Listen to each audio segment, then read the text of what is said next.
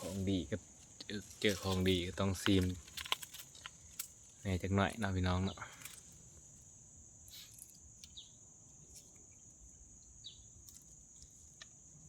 โอ้ยหอมกล้วยสุกเขียว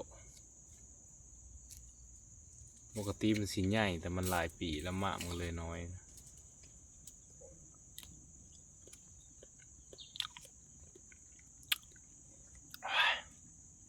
สุดยอดพี่น้องเอ้ย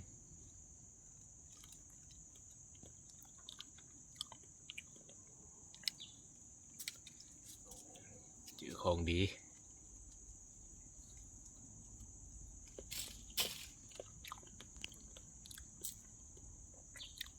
อันนี้บ่แบ่งไผอีก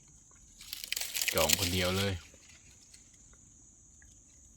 ฝากติดตามให้เด้อพี่น้องเด้อ